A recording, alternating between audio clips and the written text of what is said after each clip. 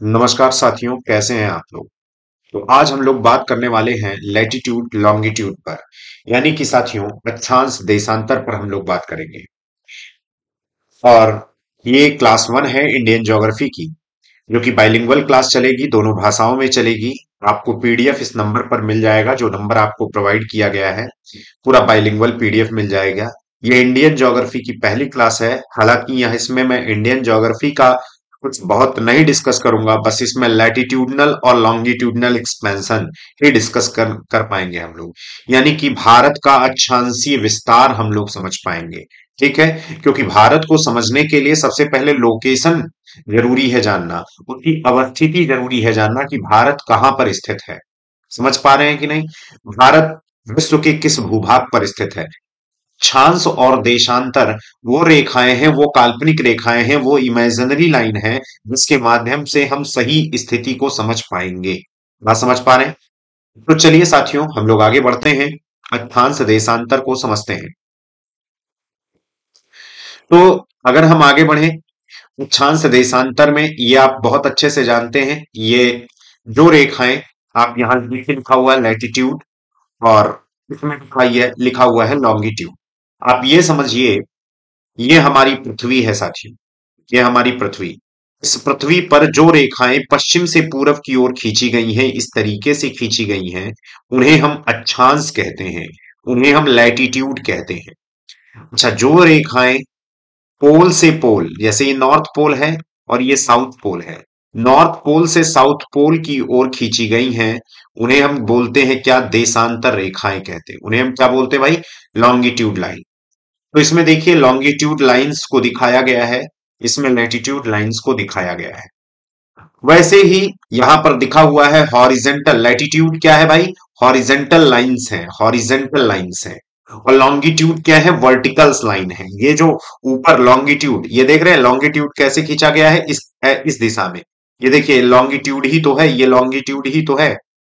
और ये जो रेड से खींचा गया है, रेड से खींचा गया है, ये आप देखिए, ये देखिए, इसे हम देशांतर रेखाएं। तो लैटिट्यूड कैसे खींचे गए हैं आप भी देख रहे हैं, इस तरह से दिखाया गया है। लॉन्गिट्यूड कैसे खींचे गए हैं, इस तरीके से खींच दिए गए हैं। तो आज अभी इस क्लास में तो हम लैटिट्यूड का ही डिस्कशन करेंगे। समझ रहे हैं, जो रेखाएं आप देख रहे हैं, इस तरीके से लैटिट्यूड ये खींचे गए हैं, इस तरीके से लैटिट्यूड है ये। बात समझ में आ रहा है। लैटिट्यूड के बीच की जो दूरियां होती हैं, वो सदैव स्थिर होती हैं। अब आप मुझे बताएंगे, इतना तो खोज करके बताइए, अगले सेशन में हम बताएंगे। एक क्वेश्चन मैं दे रहा हूं, अगले सेशन में इसका आंसर दे दूंगा। लैटिट्यूड के बीच की दूरी कितनी होती है, आप लोग जरूर कमेंट में लिखिए। दो लैटिट्यूड के बीच की दूरी हमेशा निश्चित होती है। बात समझ रहे हैं। जैसे मान लीजिए साथियों, ये है मान लीजिए पृथ्वी। तो अब इस पृथ्वी पर अगर आप देखेंगे, गौर करेंगे, तो ये देखिए, ये खींची गई रेखा है, ये खींची गई रेखा है, ये देखिए, ये खींची गई रेखा है। बात समझ रहे हैं, ये खींची गई रेखा है। ये अक्षांश रेखा है, इसे हम क्या बोलते हैं, अक्षांश बोलते हैं। इन्हें हम क्या बोलते हैं, अक्षांश रेखाएं बोलते हैं।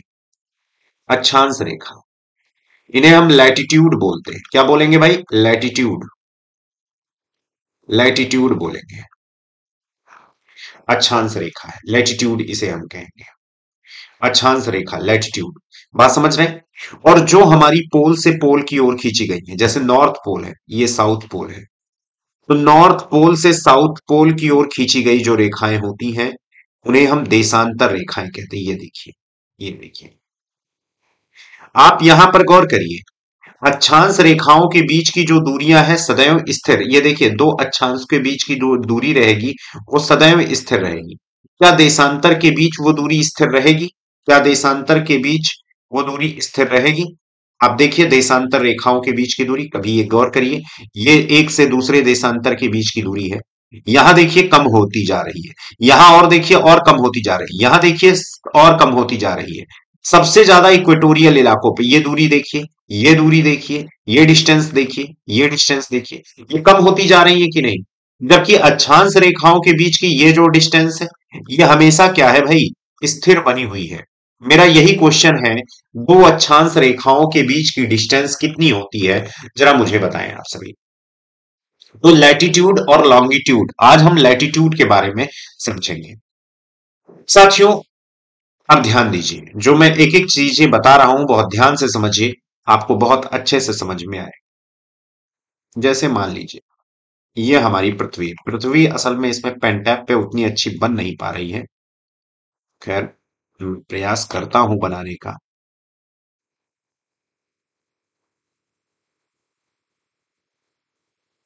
ये अब देखिए, इस पृथ्वी पर जो रेखाएं खींची जाएंगी पश्चिम से पूरब, इक्वेटर से होते हुए जो खींची गई हैं, ये सबसे बड़ी वृत्त है, ये सबसे बड़ा वृत्त है। इसके बाद देखेंगे ये वाली रेखा खींची गई है, वैसे ये खींची गई है, इस तरीके से खींची गई है ये इसे हम क्या बोलते हैं? इसे हम इक्वेटर बोलते हैं साथियों, इक्वेटर। या इसी को एक और नाम देते हैं विषुवत रेखा, इसका नाम देते हैं हिंदी में विषुवत रेखा। अच्छा, इसी को हम क्या और किस नाम से पुकारते हैं? 0 डिग्री अक्षांश, या इसी को इंग्लिश में 0 डिग्री लैटिट्यूड के नाम से हम पुकारते हैं। ये सभी नाम इसी के हैं। इसी को साथियों एक और नाम से पुकारते हैं भूमध्य रेखा, भूमध्य रेखा। बात समझ में आया? ये सभी रेखाएं हैं। अच्छा, 0 डिग्री के ऊपर कितनी अक्षांश रेखाएं हैं? तो याद रखिएगा 90 अक्षांश रेखाएं हैं। 0 डिग्री के नीचे कितनी है? तो 90 है। बात समझ रहे हैं?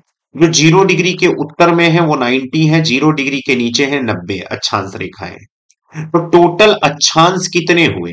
90 ऊपर हुए, 90 नीचे हुए, और एक बीच में 0 डिग्री हुआ। तो ऐसे तो अक्षांशों की संख्या कितनी हो गई? 181। कितनी हो गई? 181। तो ये मैंने क्या बताया? ये अक्षांशों की संख्या है, अक्षांश रेखाएं नहीं है, अक्षांशों की संख्या है, अक्षांश की संख्या, यानी कि द नंबर ऑफ लैटिट्यूड। यानी कि साथियों ये नंबर ऑफ लैटिट्यूड है, लैटिट्यूड। बात समझ रहे हैं? 181, ये टोटल क्या निकल के आया? ये टोटल क्या निकल के आया भाई? 181 अक्षांश की संख्या निकल के आया, नंबर ऑफ लैटिट्यूड निकल के आया। नहीं समझ पा रहे? नंबर ऑफ लैटिट्यूड निकल के आया। इक्वेटर विषुवत रेखा, 0 डिग्री अक्षांश, 0 डिग्री लैटिट्यूड, भूमध्य रेखा इसे कहते हैं। 181 ये अक्षांशों की संख्या है। ये बहुत अच्छे से क्लियर हो गया। 181। दूसरा साथियों, लैटिट्यूड आपको बहुत अच्छे से क्लियर हो गया है। लैटिट्यूड,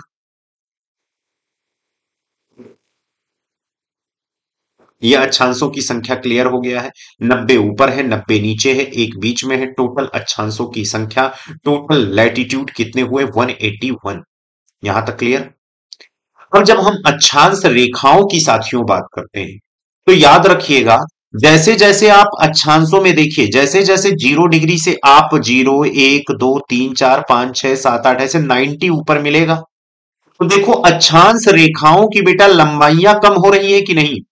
ये वृत्त है ना, ये पूरी पृथ्वी पर खींची गई होगी। मुझे देखिए, ये पूरी पृथ्वी पर अगर खींची गई होगी तो ये पूरी वृत्त है ना, ये सर्किल होगी कि नहीं होगी? आप समझ पा रहे हो? ये सर्किल होगी ना बेटा। वैसे ही मैं कह रहा हूं, सबसे बड़ा वृत्त कौन हुआ? सबसे बड़ा अक्षांशीय वृत्त, सबसे बड़ा लैटिट्यूडनल सर्किल कौन सा हुआ? तो इक्वेटर हुआ।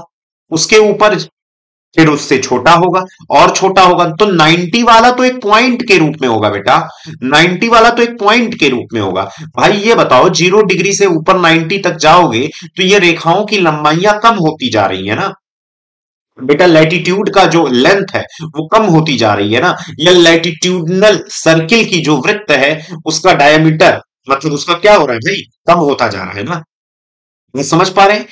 जो ऊपर वाली जो होगी, इसे साथियों हम पॉइंट के रूप में रखेंगे, इसे रेखा नहीं कहेंगे, इसे लाइन नहीं कहेंगे।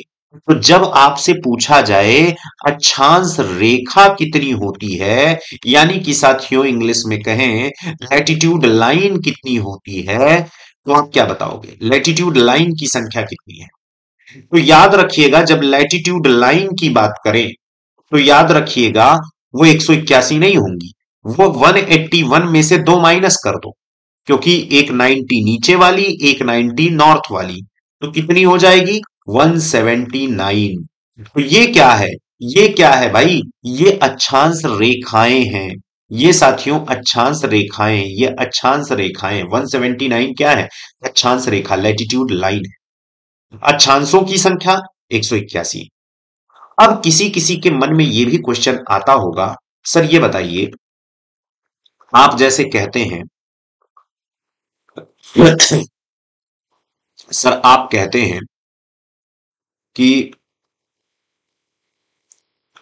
इसे हम 0 डिग्री बोलते हैं, इसे हम 23.5 बोलते हैं, डिग्री बोलते हैं, इसे हम 66.5 डिग्री बोलते हैं।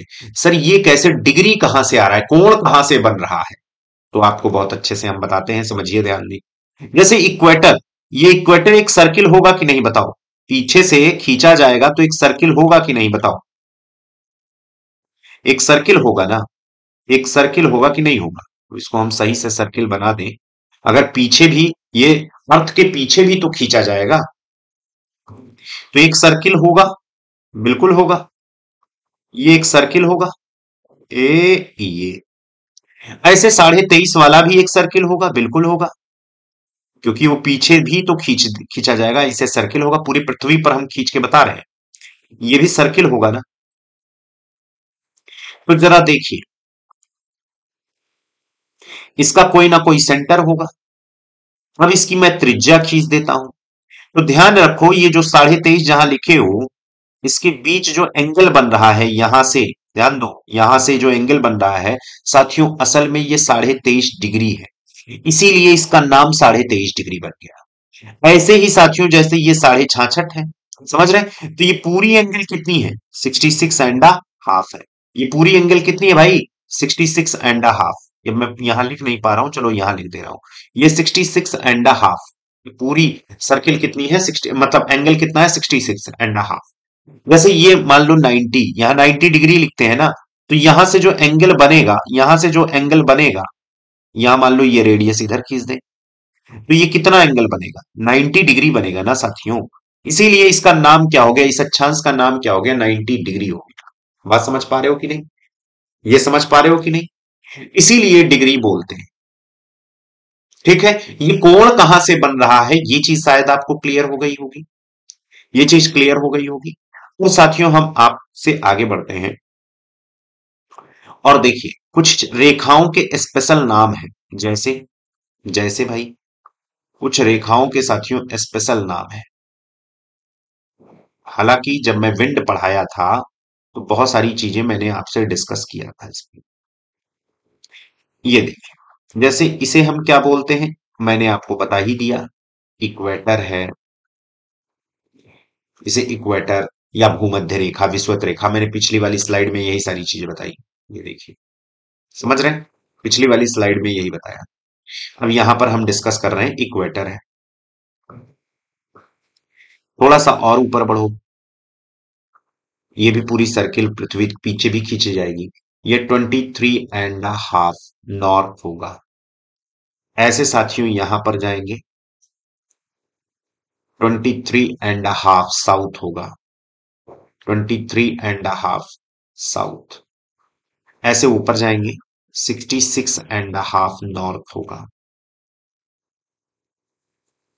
ऐसे नीचे आएंगे, 66.5 नॉर्थ साउथ होगा। तो ये क्या नाम है, इसका नाम क्या है?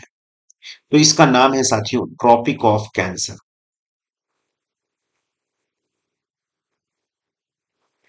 इसका क्या नाम है? Tropic of Capricorn.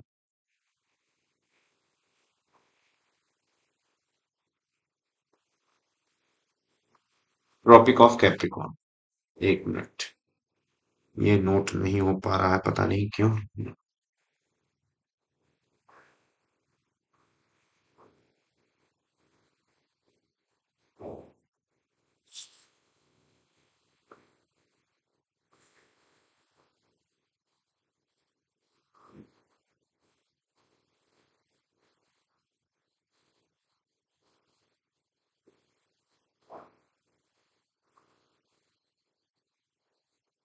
हम्म, हम्म, सही है। यहां पर ये देखिए आर्कटिक सर्किल।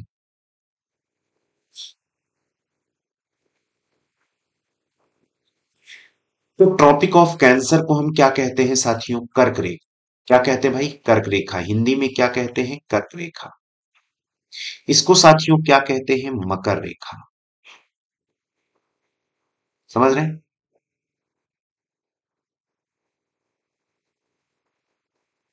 इसको क्या कहते हैं? आर्कटिक वृत्त। आर्कटिक वृत्त। अच्छा, इसके नीचे यहां है अंटार्कटिक वृत्त। Antarctic circle. अंटार्कटिक वृत्त।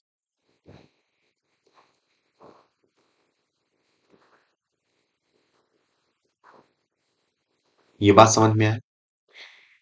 तो 66.5, 23.5, 23.5 नॉर्थ है, 23.5 साउथ हुआ है, 66.5 साउथ हुआ। ये चीज क्लियर हुआ? अब जैसे अभी आगे चलकर हम डिस्कस करेंगे कि जैसे ट्रॉपिक ऑफ कैंसर नॉर्वे से पास होता है, स्वीडन, समझ रहे हैं, इन सब चीजों से पास होता है, Finland, Russia, United state, Canada वगैरह, डेनमार्क वगैरह से पास होता है। ये तो हम बाद में डिस्कशन करेंगे। आज हम लोग लैटिट्यूड, मेजरली लैटिट्यूड होता क्या है, ये कैसे डिफाइन किए जाते हैं, इसकी बात हम कर रहे हैं। ये चीज तो समझिएगा। ये अलग अलग नाम है इनके। इक्वेटर किसी का नाम है, ट्रॉपिक ऑफ कैंसर, जैसे ट्रॉपिक ऑफ कैंसर भारत के 8 राज्यों से होकर गुजरता है, इसकी बात हम लोग बाद में करेंगे अभी। आर्कटिक सर्किल और Antarctic circle, tropic of Capricorn, और ये सारी चीजें। अब एक और चीज साथियों, जैसे जैसे अक्षांशीय मान बढ़ता है, जैसे जैसे लैटिट्यूडनल वैल्यू बढ़ती है, जैसे जैसे लैटिट्यूड का मान बढ़ता है, जैसे मान लो ये 0 डिग्री है, ठीक है, जिसे हम इक्वेटर बोलते हैं। जैसे जैसे आप बढ़ाओगे 1 डिग्री, 2 डिग्री, ऐसे ऐसे बढ़ता जाएगा। देखो कम होती जा रही लंबाई ना। तो जैसे साथियों जब लैटिट्यूड की वैल्यू बढ़ती है, पोल पे आप पहुंच रहे हैं, हायर लैटिट्यूड कहाँ होंगे भाई? पोल साइड पर। पोल साइड पर हायर लैटिट्यूड होंगे, लोअर लैटिट्यूड कहाँ होंगे? 0 डिग्री के आसपास। तो साथियों याद रखिएगा, लैटिट्यूड की वैल्यू, लैटिट्यूड की वैल्यू जब बढ़ती जाती है तो टेम्परेचर में कमी आती जाती है, तापमान में कमी, क्योंकि लैटिट्यूड जब बढ़ेगा तो आप देखेंगे जैसे लैटिट्यूड कम होता जाएगा आप पोल्स की ओर जाते जाएंगे ना, लैटिट्यूड का मान बढ़ता जाएगा आप पोल्स की ओर जाते जाएंगे, और पोल्स ठंडे होते जाते हैं, तापमान कम होता है। अच्छा, तापमान कम होता है तो उससे क्या होगा? रेनफॉल भी कम होगा साथियों। रेनफॉल मतलब वर्षा। इसे हम लैटिट्यूड को क्या बोलते हैं भाई? अक्षांश। हिंदी में क्या कहते हैं? अक्षांश। तो हिंदी वाले भाई बहन परेशान बिल्कुल नहीं होगा। इसे हम क्या बोलते हैं? तापमान, ताप। इसे क्या बोलते हैं? वर्षा। बात समझ पा रहे हो? एक एक चीज समझते जाइएगा। अच्छा, लैटिट्यूड बढ़ा तो तापमान कम हुआ, रेनफॉल भी कम होगा। अच्छा, बायोडाइवर्सिटी भी कम होगी, जाहिर सी बात है, बायोडाइवर्सिटी भी कम होगी। यानी कि जैव विविधता, इसको हम क्या बोलते हैं? जैव विविधता भी कमी होगी, क्योंकि जैव विविधता वहां पाई जाएगी जहां पर खूब तापमान होगा, वर्षा होगा, ह्यूमिडिटी होगी। समझ रहे हैं? तो अक्षांशों का मान बढ़ने पर, यहां मैं लिख भी दे रहा हूं, बहुत लोग शायद ना समझ पाए इस चीज को। अक्षांश यानी कि लैटिट्यूड की वैल्यू, वैल्यू मतलब मान, बढ़ने पर, इंक्रीज करने पर, बढ़ने पर क्या होता है भाई? तापमान, टेम्परेचर, रेनफॉल पैटर्न, वर्षा, व जैव विविधता, जैव विविधता घटती है। बायोडाइवर्सिटी घटती है। बात समझ गए? जो लोग नहीं समझ पाते उनके लिए मैं लिख भी दे रहा हूं। अक्षांश का मान बढ़ने पर तापमान, वर्षा, बायोडायवर्सिटी घटती जाती है। इसीलिए जब आप उच्च अक्षांशों पर जाते हैं तो तापमान में गिरावट देखी जाती है, वर्षा में गिरावट देखी जाती है, वहां जैव विविधता भी कमी होती जाती है। बात समझ में आए? और कुछ चीजें यहां तो मैंने आपसे डिस्कस ही किया है, पहले भी डिस्कस किया है।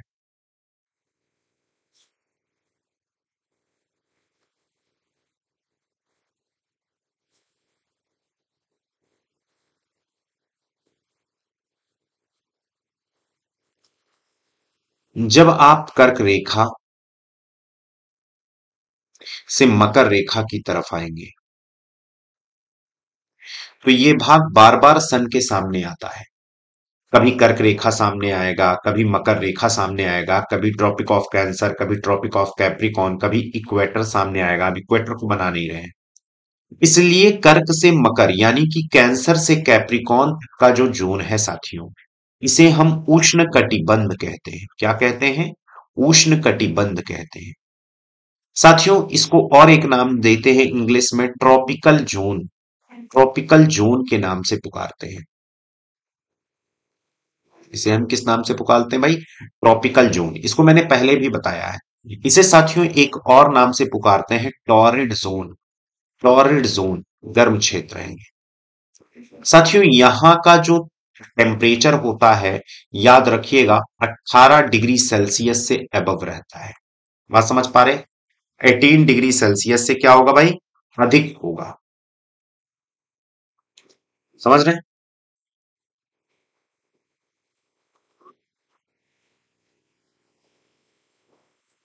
ठीक है। तो यहां पर आपने समझ लिया ट्रॉपिकल जोन क्या होता है, टॉरिड जोन क्या होता है। जब थोड़ा सा और ऊपर बढ़ोगे, यहां पर आप पहुंचोगे 66.5। तो ये वाला जो जोन होता है साथियों, इसे पोलार जोन कहते हैं। Polar zone. साथियों इसको फ्रिजिड जोन भी कहते हैं। Frigid, frigid zone.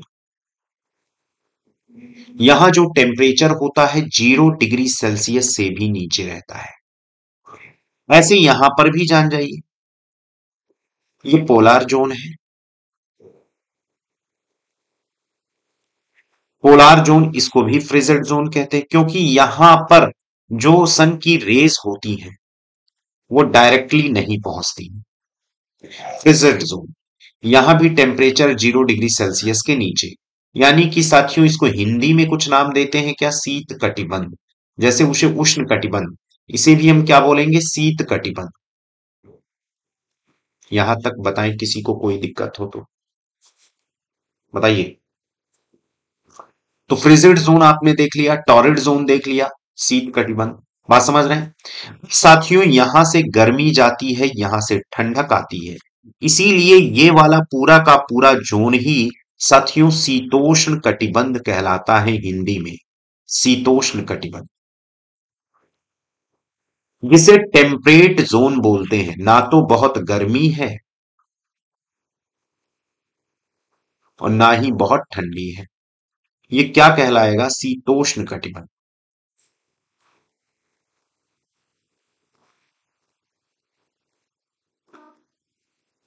तो इसे कहेंगे टेम्परेट जोन। टेम्परेट जोन,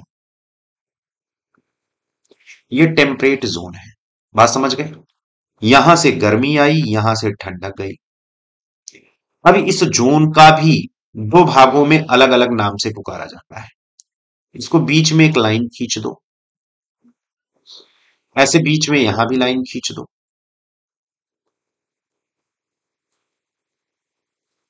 बीच में जब लाइन खींच दिए तो ये वाला पोलर के बगल में है, तो इसे साथियों सब पोलर कहते हैं।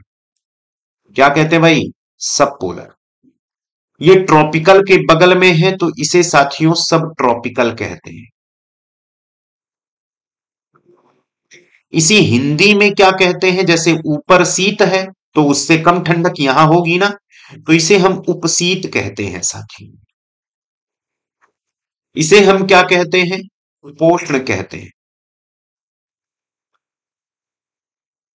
अगर ये चीज आपने विंड्स में पढ़ ली है तो आप इसे स्किप कर सकते हैं। ऐसे यहां भी सब ट्रॉपिकल, सब ट्रॉपिकल या इसी को उपोष्ण कहते हैं। इसे सब पोलर, यानी कि इसे उपशीत कहते हैं साथी। अब जैसे कि यहां पर आपने देखा 18, तो यहां तापमान 10 से 18 है। यहां तापमान और कम 0 से 10 है, और ऊपर जाओगे तो 0 से भी कम है। यहां भी देख लो 10 से 18 डिग्री सेल्सियस तापमान एवरेज, औसत वार्षिक तापमान है, एवरेज एनुअल टेम्परेचर है 0 से 10 डिग्री सेल्सियस। समझ पा रहे हैं कि नहीं? इस नाम से जाना जाता है। दूसरा, हम ये भी कह सकते हैं कि कई बार क्वेश्चन ये भी पूछा जाता है, मेगा थर्मल क्लाइमेट क्या होता है, मीजो थर्मल क्लाइमेट क्या होता है। इस तरीके से भी क्वेश्चन पूछा जाता है। समझ रहे हैं? तो अगर हम दिखाएं, जैसे ये वाला जो जोन टॉरिड जोन है साथियों, इसको एक और नाम से पुकारते हैं, mega thermal climate. Mega thermal climate,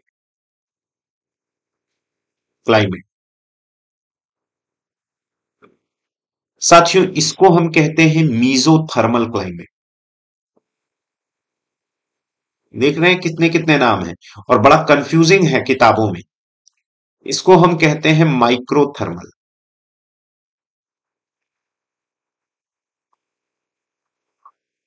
ठीक है, यहां भी है मीजो थर्मल।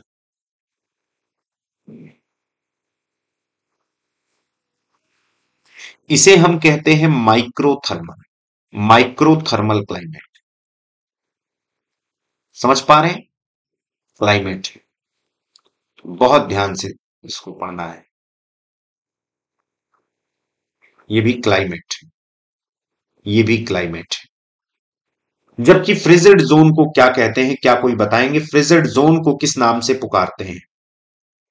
बताएं, कोई भी कमेंट करके बताएं।